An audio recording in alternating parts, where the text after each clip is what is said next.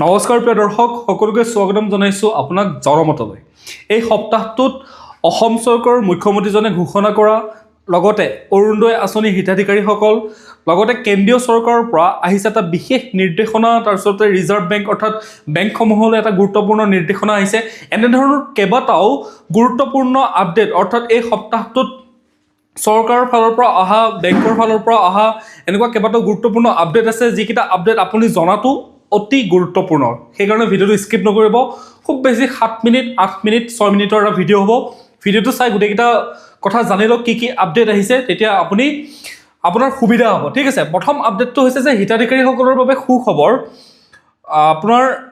যিসকল অৰুণোদয় আঁচনিৰ ধন মানে অৰুণোদয় যিসকল ধনটো পায়, অৰুণোদয়ৰ যিসকল হিতাধিকাৰী আছে, সেই হিতাধিকাৰীসকলৰ বাবে এটা আপডেট। কাৰণ 20 ফেব্ৰুৱাৰীৰ দিনাখন মামাই সকলোকে কিমান দি আছে? 8,000 টকাকৈ দি আছে। মামাই 8,000 টকাকৈ দি আছে। তাৰ বাবে আপুনি কেইটামান কাম কৰিব দিছে চৰকাৰৰ ফালৰ পৰা, সেইটো হৈছে বেংক একাউণ্ট আৰু KYC অৰ্থাৎ ন' ইয়ৰ কাষ্টমাৰ। অৰ্থাৎ আমাৰ যিসকল অৰুণোদয় হিতাধিকাৰী আছে তাৰে বহু হিতাধিকাৰী বহুত মহিলাই কি কৰে, 1250 টকাটো যেতিয়া সোমায় 1200 টকাটো উলিয়াই লৈ আহে, 50 টকাটো থাকি যায়। তাৰপিছত আৰু সেই বেংকটোৰ লগত কোনো ধৰণৰ লেনদেন নকৰে সেই মাহটোৰ কাৰণে। কাৰণ বহুতে কি কৰে, বহুতে CSP চেণ্টাৰত বেংক একাউণ্ট খুলি থৈ দিছে। তেওঁলোকে কোনো এনেকুৱা ধৰণৰ যিবিলাক চহৰত থকা যিবিলাক ডাঙৰ বেংক হয়, সেই বেংকবিলাকত তেওঁলোকৰ একাউণ্ট নাই। বহুতে CSP চেণ্টাৰত খোলা, অৰ্থাৎ গাঁৱত থকা যিসমূহ CSP চেণ্টাৰ আছে, সেই CSP চেণ্টাৰসমূহত তেওঁলোকে বেংক একাউণ্ট খুলিছে। খোলাৰ ফলত তাত কি কৰে, 1250 টকা সোমালে, 1200 টকাটো উলিয়াই লৈ আহিলে আৰু সেই বেংক একাউণ্টত কোনো ধৰণৰ লেনদেন নহয়। তাৰ ফলত সেই বেংক একাউণ্টটো লাহে লাহে সেই ফ্ৰিজ হৈ গৈ থাকে। আৰু ফ্ৰিজ হৈ যোৱাৰ পাছত সেই বেংক একাউণ্টত আপোনাক যদি কোনোবাই পইচা দিবও বিচাৰে, তাত পইচাটো নোসোমাইহি আহি। তাৰ কাৰণে কি কৈছে, KYC আপডেট কৰিব দিছে। অৰ্থাৎ 20 ফেব্ৰুৱাৰীৰ আগতে আপুনি আপোনাৰ যি KYC, সেই পান কাৰ্ড দি পেলাই আপোনাৰ মোবাইল নম্বৰ দি এখন ফৰ্ম ফিল আপ কৰিব লাগে। আপুনি সেই বেংকৰ যিটো আপোনাৰ বেংক আছে, সেই বেংকলৈ গৈ পেলাই সেই কামটো কৰি লওক, KYCখন আপডেট কৰি লওক। তাৰপিছতে মোবাইল নাম্বাৰটো সক্ৰিয় কৰি লওক। বহুতে কি কৰে, মোবাইল নাম্বাৰটো আজিকালিতো আপোনাৰ এয়াৰটেলত কাৰ্ড নভৰালে কি হয়,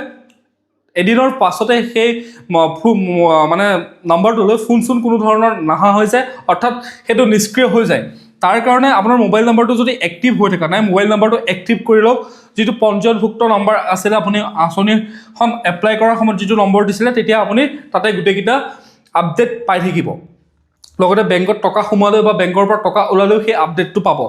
3 নম্বৰটো আটাইতকৈ ইম্পৰ্টেণ্ট। বহুতে কৈ থাকে যে, মোক সুধি থাকে কমেণ্টত যে মোৰ অৰুণোদয় নাম কাটি দিলে, কিয় কাটি দিলে, মোৰ পইচা নোসোমোৱা হ'ল, অমুক মাহলৈকে মই টকা পাইছিলোঁ, এতিয়া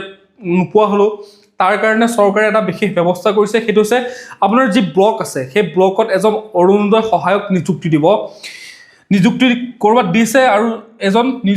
অৰুণোদয় সহায়ক নিযুক্তি দিব বুলি তেওঁলোকে কৈছিলে।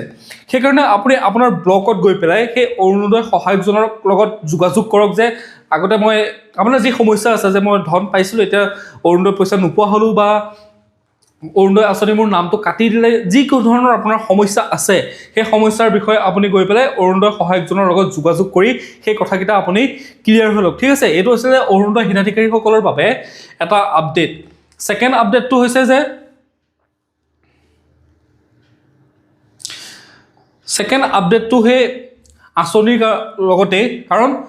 আঁচনি বা বিভিন্ন ধৰণৰ চৰকাৰী কাম কাজ কৰিবৰ কাৰণে কি হয়, ঘোচ লয়। সেইটো সকলোৱে জানে। অৰুণোদয় আঁচনিৰ কাৰণেও বহুতে ঘোচ লয়। PM কিষাণ আঁচনি দিবৰ কাৰণেও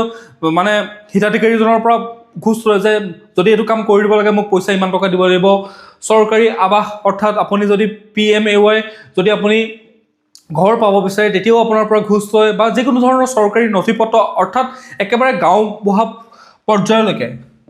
কোনোবা গাঁৱত গাঁওবুঢ়ায়ো কি কৰে, ঘোচ লয়। এনেধৰণৰ যদি আপোনাৰ কিবা কাম কৰিবৰ কাৰণে যদি কোনো চৰকাৰী বিষয়া বা আপুনি যিকোনো ধৰণৰ চৰকাৰী সুবিধা পাবৰ কাৰণে যদি আপুনি ঘোচ দিব লগা হৈছে, তেতিয়াহ'লে চৰকাৰে 3টা হেল্পলাইন নম্বৰ মুকলি কৰিছে। এই 3টা হৈছে হেল্পলাইন নম্বৰ। এটা হৈছে 180034537767, 03612462295295, 6026901243। এই 3টা নম্বৰ আপোনালোকে স্ক্ৰীনশ্বট এটা ৰাখি লওক। আৰু এনেকুৱা ধৰণৰ যদি সমস্যাত পৰিছে, কোনোবাই যদি ঘোচ লৈছে, আপোনালোকে ধুনীয়াকৈ মনে মনে এই নাম্বাৰটোত জনাই দিয়ক। এই নম্বৰটো মানে এই তিনিটাৰ ভিতৰত এটা নম্বৰত আপোনালোকে ফোন কৰি জনাই দিয়ক তাৰপিছতে চৰকাৰে সেই মানুহজনৰ ওপৰত সেই ব্যক্তিজনৰ ওপৰত বিহিত ব্যৱস্থা গ্ৰহণ কৰিব এইটো এটা হৈছে ছেকেণ্ড নম্বৰ আপডেট 3 নম্বৰ আপডেটটো হৈছে চৰকাৰী কৰ্মচাৰীসকলৰ বাবে কালি চৰকাৰৰ পৰা এখন নিৰ্দেশ জাৰি কৰা হৈছে সেই নিৰ্দেশখন হৈছে যে যেহেতু 2026 চনৰ বিধানসভা নিৰ্বাচন আহি আছে আৰু বিধানসভা নিৰ্বাচন হয়তো মাৰ্চৰ শেষত নহলে অৰ্থাৎ বহাগ বিহুৰ আগতে নিৰ্বাচন অনুষ্ঠিত হোৱাৰ সম্ভাৱনা আছে তাৰ কাৰণে যিসকল চৰকাৰী কৰ্মচাৰী আছে একেবাৰে অফিচাৰ ৰেংকৰ পৰা একদম 4th গ্ৰেড এমপ্লয়ীলৈকে যিসকল চৰকাৰী কৰ্মচাৰী আছে তেওঁলোকৰ 1 মাৰ্চৰ পৰা 2026 চনৰ 1 মাৰ্চৰ পৰা 31 মাৰ্চলৈকে অৰ্থাৎ 1 মাৰ্চৰ পৰা এমাহ মাৰ্চ এপ্ৰিল মে 31 মেলৈকে চাওক 31 মেলৈকে কোনো ধৰণৰ আপুনি চৰকাৰী মানে ছুটি ল'ব নোৱাৰিব যদি 3 মাহ যেহেতু আপুনি ছুটি নাপাব সেইকাৰণে এইটো কথা আপোনালোকে জানি থোৱা ভাল যে যদি আপোনাৰ এইকেইদিনতে কিবা ইম্পৰ্টেণ্ট এনেকুৱা কাম আছে সেই মাৰ্চত বা এপ্ৰিলত বা আপুনি মেড কৰিব লগা তেতিয়াহ'লে সেই তেনেকুৱা বহুত বেছি ইম্পৰ্টেণ্ট কাম থাকিলে আপুনি এতিয়াই সেই কামকেইটা সমাধান কৰি লওক কাৰণ নিৰ্বাচন আহি আছে নিৰ্বাচনৰ যেতিয়া দিন ঘোষণা কৰিব ঘোষণা কৰাৰ পিছত আৰু সময় নাপাব আৰু চৰকাৰে এইটো স্পষ্ট কৰি দিছে যে 1 মাৰ্চৰ পৰা 31 মেলৈকে কোনো ধৰণৰ চৰকাৰী কৰ্মচাৰীয়ে কোনো ধৰণৰ ছুটি ল'ব নোৱাৰিব এইটো স্পষ্ট নিৰ্দেশনা দিয়া হৈছে সচিবালয়ৰ ফালৰ পৰা ঠিক আছে তাৰপিছতে আমি নেক্সট আপডেটটো আহিছোঁ নেক্সট আপডেটটো হৈছে যে চৰকাৰী অনুষ্ঠানত এতিয়াৰ পৰা বাধ্যতামূলক অৰ্থাৎ কেন্দ্ৰীয় চৰকাৰে পৰহি দিনাখন এখন নিৰ্দেশনা জাৰি কৰিছে যে যিকোনো ধৰণৰ চৰকাৰী অনুষ্ঠানত আগতে যেনেধৰণে আমি ভাৰতৰ যি ৰাষ্ট্ৰীয় গীত ৰাষ্ট্ৰীয় সংগীত জনগণ মন গাওঁ সেই সমান্তৰালকৈ আমি এতিয়াৰ পৰা বন্দে মাতৰম গাব লাগিব ঠিক আছে জনগণ মন সকলোৱে জানে সকলোৱে মনত থাকে কিন্তু ইয়াৰে দুটা মই আপোনালোকক আপডেট দি দিওঁ এইটো হৈছে আপুনি এই গীতটো সম্পূৰ্ণ 6টা স্তবক গাব লাগিব 3 মিনিট 10 ছেকেণ্ডত যিকোনো ধৰণৰ চৰকাৰী মানে অনুষ্ঠান এটা হোৱাৰ সময়ত ধৰি লওক পদ্ম বঁটা প্ৰদান অনুষ্ঠান হওক ত্ৰিৰংগা উত্তোলন বা ৰাষ্ট্ৰপতিৰ ৰাজ্যপালৰ আগমন প্ৰস্থানৰ সময়ত এনেকুৱা ধৰণৰ যিকোনো ধৰণৰ আপুনি চৰকাৰী অনুষ্ঠান বিদ্যালয়ত সেই বন্দে মাতৰম গীতটো গাব লাগিব যিকোনো ধৰণৰ চৰকাৰী অনুষ্ঠানত তাৰ কাৰণে যেহেতু 3 মিনিট 10 ছেকেণ্ড গাব লাগিব আৰু 6টা স্তবক গাব লাগিব এতিয়া জনগণ মন সকলোৱে মনত আছে কিন্তু বন্দে মাতৰম গীতটো অলপমান যেহেতু শব্দবোৰ টান হয় সেইকাৰণে বহুতৰ মনত নাথাকে আপোনালোকে এই স্ক্ৰীনশ্বটটো ৰাখি লওক এইটো সম্পূৰ্ণ বংকিম চন্দ্ৰ চট্টোপাধ্যায় লিখা এই বন্দে মাতৰম গীতটোৰ সম্পূৰ্ণভাৱে মই ইয়াতে লৈ আহিছোঁ আপোনালোকে এই কথাখিনি স্ক্ৰীনশ্বট ৰাখি লওক ৰাখি লৈ পেলাই এটলিষ্ট মনত ৰাখিবলৈ কাৰণে ট্ৰাই কৰক যেতিয়া এই কোনো ধৰণৰ অনুষ্ঠানত কেতিয়াবা যদি আপোনাৰ হাতত মাইকটো পৰে দেখিছে নহয় এনেকুৱা ধৰণৰ ভিডিঅ'বিলাক ভাইৰেল হৈ থাকে যি নেকি ভুলকৈ কি কৰে ৰাষ্ট্ৰীয় সংগীতটো গায় কেতিয়াবা এনেধৰণৰ যাতে আপুনি বিপদত নপৰে কোনোবাই সুধি দিলে যাতে আপুনি এটলিষ্ট ক'ব পাৰে গোটেইখিনি নহ'লেও 6টা স্তবক আপুনি মনত ৰাখক এই স্ক্ৰীনশ্বটটো আপোনালোকে ৰাখি লওক এইটো স্ক্ৰীনশ্বটটো ৰাখি ল'লে বা আপুনি যদি নিজে পাৰে ক'ৰবাত চাৰ্চ কৰি পেলাই লিখি লওক বহীত লিখি লৈ পেলাই এটলিষ্ট এইখিনি মনত ৰাখক যদি আপুনি মানে তেনেকুৱা ধৰণৰ কি হয় সমস্যাত পৰিব নিবিচাৰে নহ'লে এটা কি হয় লাজ পোৱা যাব যদি আপুনি সেই ৰাষ্ট্ৰীয় গীতভাগ যদি গাব নোৱাৰে ঠিক আছে এইটো হৈছে ইম্পৰ্টেণ্ট আপডেট এইটো আপুনি মনত ৰাখি লওক চৰকাৰৰ পৰা স্পষ্ট নিৰ্দেশনা আহিছে গুৰুত্বপূৰ্ণ নিৰ্দেশনা কেন্দ্ৰীয় চৰকাৰে জাৰি কৰিছে ঠিক আছে লাষ্ট আপডেটটো হৈছে এইটো হৈছে লোন লৈ পেলাই RBI ৰিচেণ্টলি এটা স্পষ্ট ঘোষণা কৰিছে যে স্পষ্ট নিৰ্দেশ দিছে যিসকল ধৰি লওক আপুনি এটা লোন ল'লে মোবাইল এটাই লৈছে বা বাইক এখনে লৈছে স্কুটি এখনে লৈছে বা কাৰ এখনে লৈছে যিকোনো ধৰণৰ যেতিয়া লোন এটা লোৱা হয় কেতিয়াবা আপোনাৰ কোনোবা এটা EMI মিছ হৈ যায় কিবা কাৰণত সমস্যা থাকে ঘৰত কিবা ডাঙৰ সমস্যা আহি গ'ল কাৰোবাৰ অসুখ হ'ল বা যিকোনো ধৰণৰ সমস্যা হ'ব পাৰে তাৰ কাৰণে আপোনাৰ কি হয় সেই মাহটোত লোনটো মানে যেটো EMI আছে সেই EMI-টো দিওঁতে আপোনাৰ পলম হ'ব পাৰে